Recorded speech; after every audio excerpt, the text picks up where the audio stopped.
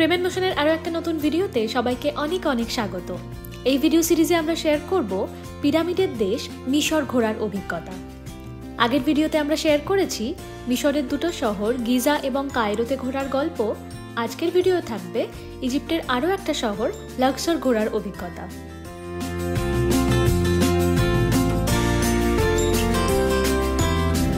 আমরা এখন কায়রো তাহেরির থেকে বাস নিয়েছি, আমরা চলেছি লুক্সরের দিকে। লুক্সর সিটিতে আমরা দুদিন কাটাবো, এক্সপ্লোর করবো লুক্সর সিটি। আবার ব্যাক করে নিয়ে এসে আমরা সাথে খাবো, বই পড়বো, ঘুমাবো। এখন 9 ঘন্টা যাত্রা আছে, এইভাবে এনজয় করতে পারছি।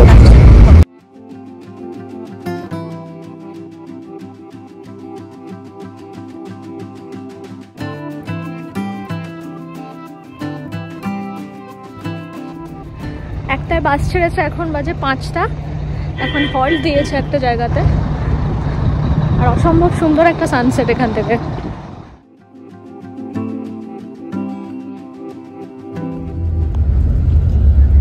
এখন বাজে প্রায় রাত্রি 10টা। আমাদের আর একটা স্টপ দিল, জায়গাটার নাম কুয়েনা।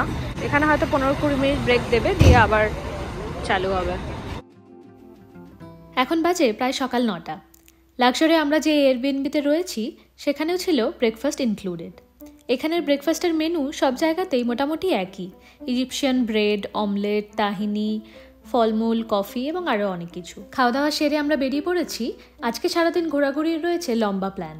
প্রথমে এই লাক্সর শহর সম্বন্ধে কিছু বলি। এই শহর মিশরের দক্ষিণে নীল নদের পূর্ব তীরে অবস্থিত। এখানেই ছিল প্রাচীন মিশরের রাজধানী থেবস। এই শহরের পূর্ব তীরকে বলা হয় ল্যান্ড অফ লিভিং, কারণ এটি ছিল শহরের সক্রিয় অঞ্চল। এখানেই রাজকার্য চলত, মানুষের বসতি ছিল এবং তার সাথে ছিল অনেক প্রাচীন মন্দির। আর পশ্চিম তীরকে বলা হয় ল্যান্ড অফ ডেথ, কারণ এই অংশকে ব্যবহার করা হতো মূলত রাজা ও রানীদের সমাধিস্থল হিসাবে। আমরা এখন চলেছি নদীর পশ্চিম পাড়ে এবং সেখানেই ঘুরে দেখব valley of kings, valley of queens, হাতশেপসুতের মন্দির।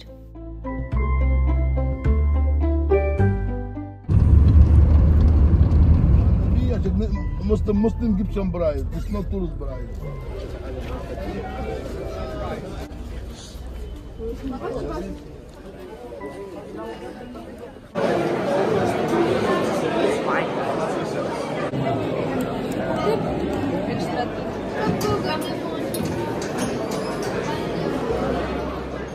Good morning. আমরা আজকে রয়েছি লাক্সরে, চলে এসেছি ভ্যালি অফ কিংসে।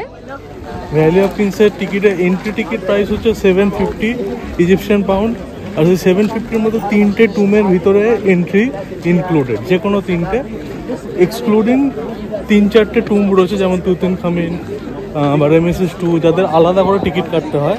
আমরা তুতানখামেনের টিকিটটা আলাদা করে কেটেছি, আর সাথে আরও 3টে টুম ঘুরে দেখবো।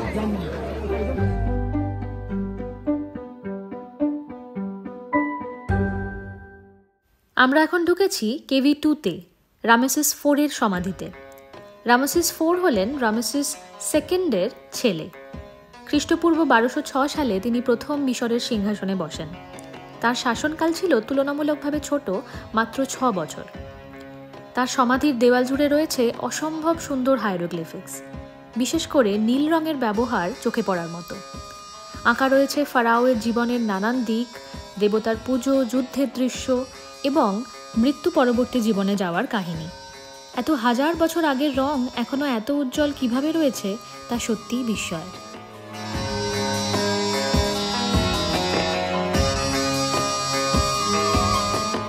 এরপর আমরা ঢুকছি KV8-এ মারেন্তার সমাধিতে। সমাধিতে ঢোকার ঠিক মুখেই বাঁদিকে রয়েছে এই ছবিটি, যেখানে বোঝানো হচ্ছে মৃত্যু পরবর্তী জীবনে ফারাও ভগবানের সাক্ষাৎ করছেন। এছাড়া তো রয়েছেই সমাধির দেওয়াল জুড়ে চিত্রলিপি, তবে সমস্ত কারুকার্য কিন্তু অক্ষত অবস্থায় নেই, বেশিরভাগই নষ্ট হয়ে গিয়েছে। তবে মারেন্তার সার্কোফেগাস কিন্তু এই সমাধির মধ্যেই রয়েছে।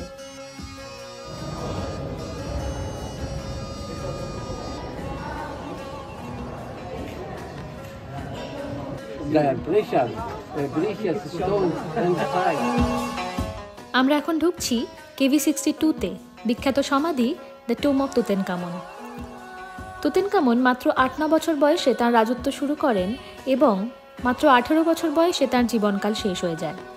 এত অল্প রাজত্বকাল হওয়া সত্ত্বেও তিনি ইতিহাসের খুব গুরুত্বপূর্ণ একটি চরিত্র হয়ে রয়েছেন, কারণ তাঁর সমাধিটি হলো অন্যতম একটি সমাধি যা অক্ষত অবস্থায় পাওয়া গিয়েছিল এবং সেখান থেকে উদ্ধার হয় বিপুল পরিমাণে ধনরত্ন এবং অনেক প্রত্নতাত্ত্বিক নিদর্শন, যা এখন সংরক্ষিত রয়েছে কায়রো মিউজিয়ামে।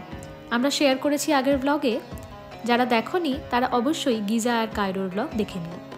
সমাধিতে ঢুকে নিচে নামার পর ঠিক বাঁদিকেই রয়েছে তুতেনকামুনের মমিফায়ের দেহ, আর ডান দিকে রয়েছে তার সমাধিটি। আর দেয়াল জুড়ে রয়েছে অসম্ভব রঙিন চিত্র, যেখানে হলুদ এবং সাদা রঙের ব্যবহার সত্যিই চোখে পড়ার মতো।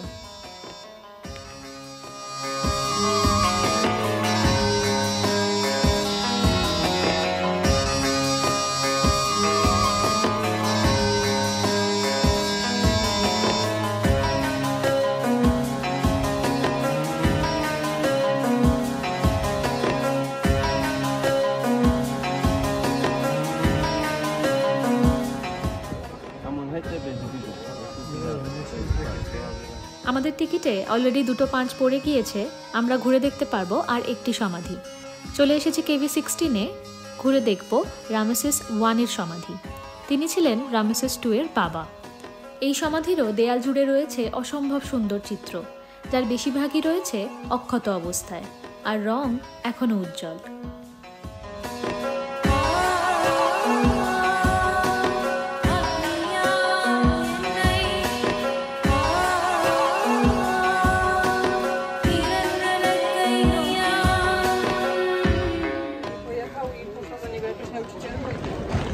দারুণ দারুণ, এক কথায় দারুণ। 4 আর রেমেসিস, ফার্স্ট রেমেসিস তো মানে এক্সেলেন্ট। এত বছরের পুরনো কালার এখনো অ্যাজ ইট ইজ ভাইব্রেন্ট আছে, এটা সত্যি আশ্চর্য। আর জায়গাটা থ্রিলিং, মানে একটা ভ্যালির মধ্যে রুক্ষ সূক্ষ্ম, চারপাশে উঁচু উঁচু পাহাড়, সব রাজারা একই ভ্যালিতে থাকতো, একই ভ্যালিতে আফটার ডেথ। আরও একটা কথা বলে রাখা দরকার আছে, যে এখানে অনেকে গাইডেড ট্যুর করে, কিন্তু বেসিক্যালি দরকার নেই কোনো গাইডের, কারণ প্রতিটা টুম্বের বাইরে সেখানকার হিস্ট্রি সমস্ত কিছুই ডিটেলে লেখা আছে, বা আগে থেকে ইন্টারনেটে সার্চ করে এলেও অনেকটা জানা যাবে। শুধুমাত্র ভ্যালি অফ দ্য কিংস না, পিরামিডের ক্ষেত্রেও সেম। গাইড কিন্তু কখনোই পিরামিডের ভিতরে ঢুকবে না, আর টুমের ভিতরে ঢুকে তোমাকে এক্সপ্লেন করবে না। ওরা বাইরে থেকে দেখিয়ে দেবে যে এইটা এই টুম, এবার তোমাকে নিজে গিয়ে এক্সপ্লোর করতে হবে। হ্যাঁ, এবং বেটার একটু ইন্টারনেটে একটু ইনফরমেশন জেনে রাখা, এবং সেটা এনাফ। আমরা আসার সময় ওই ইলেকট্রিক ভেহিকেলগুলো করে এসছিলাম, 20 পাউন্ড নিয়েছিল পার পারসন। ফেরার সময় ওইগুলো করেই যাব।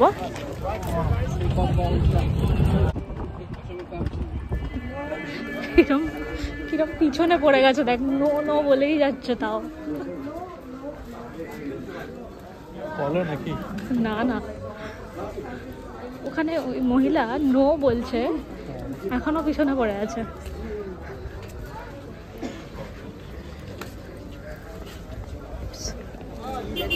আমরা ট্যাক্সি ভাড়া করে এসেছি, তো এখানে আমাদের ট্যাক্সি ওয়েট করছে। এখন আমরা এসেছি ভ্যালি অফ কুইন্সে। এখানে রয়েছে মিশরের রানী হাতশেপসুতের মন্দির, এবং তাছাড়াও রয়েছে রানী আসাসিফ এবং পাবাসার সমাধি। আমরা 440 ইজিপশিয়ান পাউন্ড দিয়ে হাতশেপসুতের মন্দিরটাই ঘুরে নেব। এন্ট্রি টিকিট তো রয়েছে, তারপর এখান থেকে এই টেম্পল অব্দি যাওয়ার জন্য এই যে সাদা সাদা টোটো বা ইলেকট্রিক ভেহিকেলসগুলো রয়েছে, সেটা টিকিট কাটতে হচ্ছে অ্যাজ ইউজুয়াল।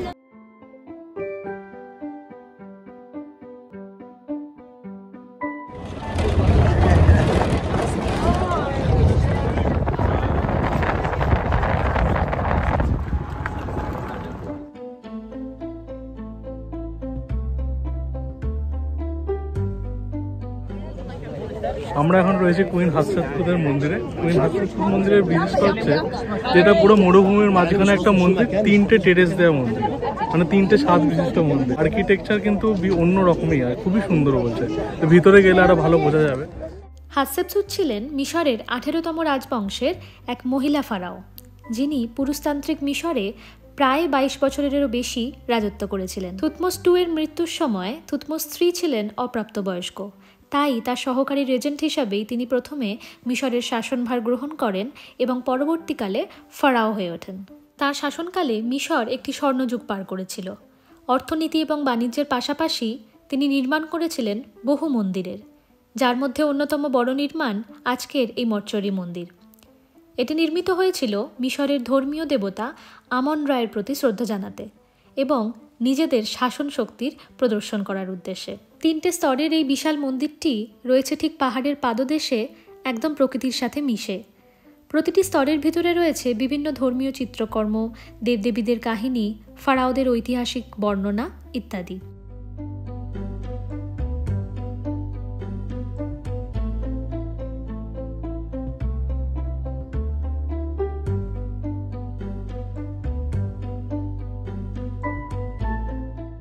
মন্দিরের বেশ কিছু জায়গায় দেখা যায় রানী হাতশেপসুতের মূর্তির মাথা ভাঙা অবস্থায়। ধারণা করা হয় হাতশেপসুতের অস্তিত্বকে মুছে ফেলার জন্যই তার পরবর্তী ফারাওরা এই মন্দিরটিকে নষ্ট করে ফেলতে চেয়েছিলেন।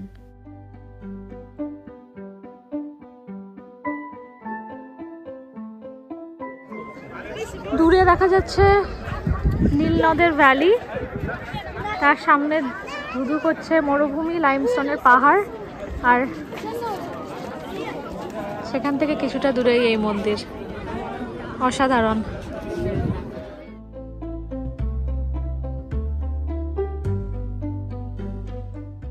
আমরা এখন চলে এসেছি নদীর অপর পারে কর্নাক মন্দিরের কাছে। এখানে লাঞ্চ করার পর আমরা ঘুরে দেখব কর্নাক মন্দির।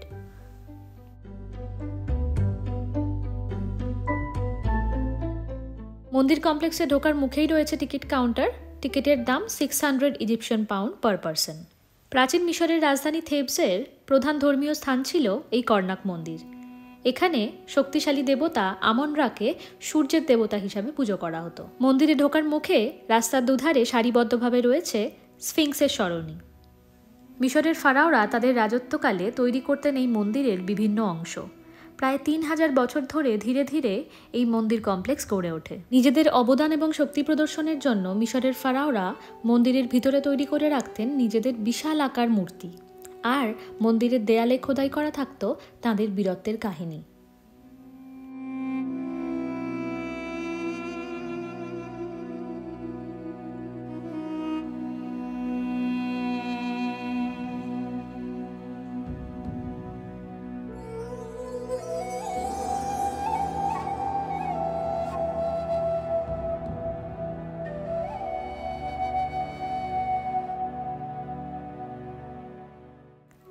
মন্দিরের ভিতরের অংশে রয়েছে একটি হাইপোস্টাইল হল, যেখানে রয়েছে প্রায় 134টি উঁচু উঁচু স্তম্ভ, যার এক একটির উচ্চতা প্রায় 4-5 তলা বাড়ির সমান।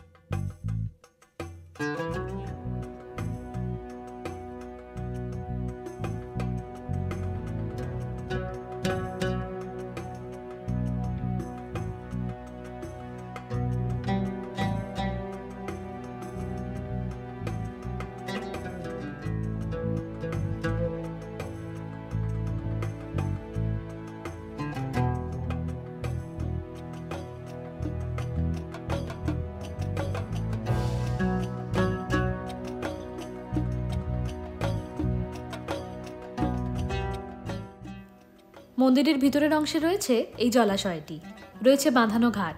ধারণা করা হয় এই হ্রদের জল পুরোহিতরা ব্যবহার করতেন নিজেদের শুদ্ধ করার জন্য আর ধর্মীয় আচার অনুষ্ঠানে ব্যবহার করার জন্য।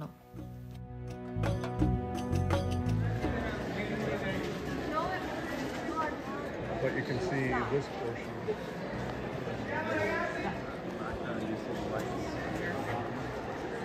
And they did all that to protect all this country. Yes. ইজিপ্টে কায়রো, গিজা বা লাক্সা শহরের রাস্তায় দেখেছি অনেক বছরের পুরনো মডেলের গাড়ি। এখন যে গাড়িটায় আমরা উঠছি দেখে মনে পড়ে যাচ্ছে জগদ্দলের কথা। কর্নাক টেম্পল থেকে এখন আমরা চলে এসেছি লাক্সার টেম্পলের কাছে। রয়েছি নীল নদের ধারে। এখানে রয়েছে বড় বড় জাহাজ, ক্রুজ, ইলেকট্রিক বোট, পালতোলা নৌকা। সূর্যাস্তের সময়ও হয়ে আসছিল, তাই ঠিক করলাম নীল নদে পালতোলা নৌকা থেকে উপভোগ করব আজকের সূর্যাস্ত।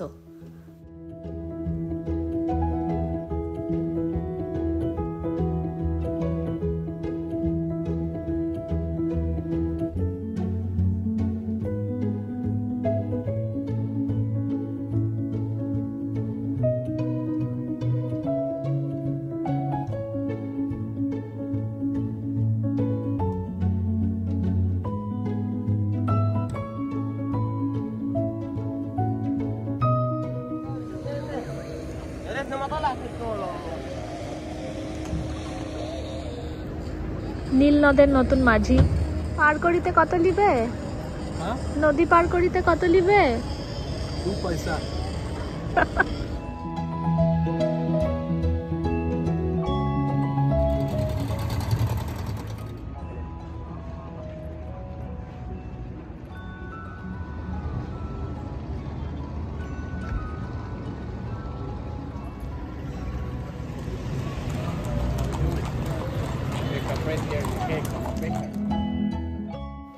এখন আমরা চলে এসেছি লাক্সার মন্দিরে।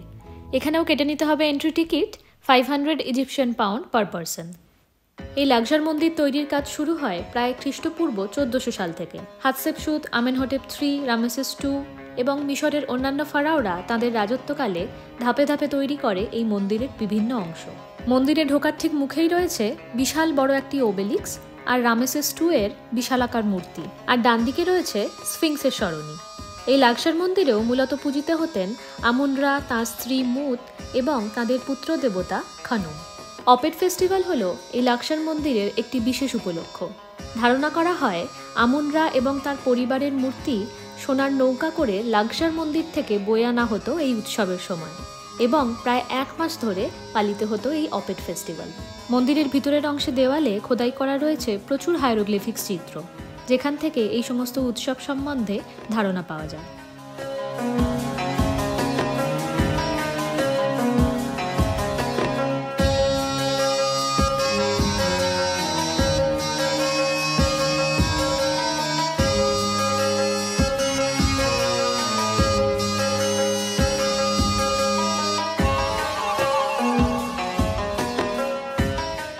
এই লাক্সার মন্দিরে পরবর্তীকালে গ্রিক, রোমান এবং ইসলাম সংস্কৃতিরও ছাপ দেখতে পাওয়া যায়।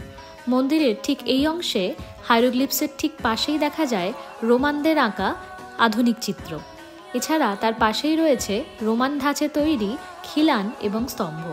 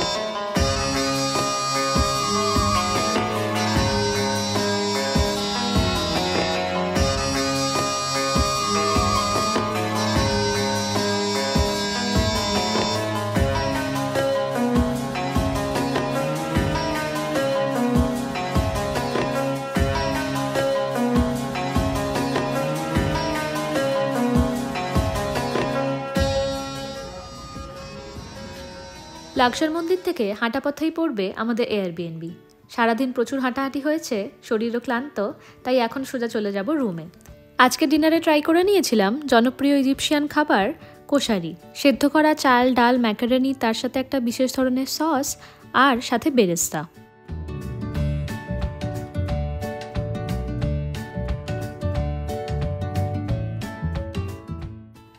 এখন বাজে প্রায় ভোর 5টা। আমাদের প্ল্যান ছিল হট এয়ার বেলুন থেকে সানরাইজ দেখার। টিকিট অনলাইনেই কাটা ছিল। ঠিক সময় হোটেল রুম থেকে পিক আপও করেছিল, পৌঁছে গিয়েছিলাম পোর্ট অবধি। কিন্তু কিছুক্ষণ ওয়েট করার পর জানা যায় যে খারাপ ওয়েদার কন্ডিশনের জন্য আজকের সমস্ত বেলুন রাইড ক্যান্সেল করা হয়েছে। তাই অগত্যা আবার এখন রুমে ফিরে যাচ্ছি। ট্রিপটা মনের মতো হচ্ছিল, যা চেয়েছিলাম, যেভাবে প্ল্যান করেছিলাম সবই হচ্ছিল। এটা আনফর্চুনেট, কিছু করার নেই, সমস্ত কিছু আমাদের হাতে থাকে না। ওয়েদার কন্ডিশন, এয়ার ডিরেকশন খারাপ ছিল, এভিয়েশন ইন্ডাস্ট্রি থেকে বারণ করেছে, তো পারমিশন নেয়নি, কিছু করার নেই। 8 লাখ। যাই হোক, সব মিলিয়ে লাক্সারে ঘোরার অভিজ্ঞতা ছিল অনবদ্য। এখন আমরা আবার ফিরে যাব কায়রো শহরে। 11টায় রয়েছে বাস, আবার সেই 9 ঘন্টার জার্নি। কায়রো থেকে আমরা ঘুরে দেখব মিশরের আরও একটি শহর, আলেকজান্দ্রিয়া। আজকের ভিডিও কেমন লাগলো তা অবশ্যই লিখে জানিও কমেন্টে। ভালো লাগলে করে দিও একটা লাইক, আর অবশ্যই সাবস্ক্রাইব করে নিও ফ্রেম অ্যান্ড মোশন চ্যানেলকে। পরের ভিডিও শেয়ার করব আলেকজান্দ্রিয়ায় ঘোরার অভিজ্ঞতা।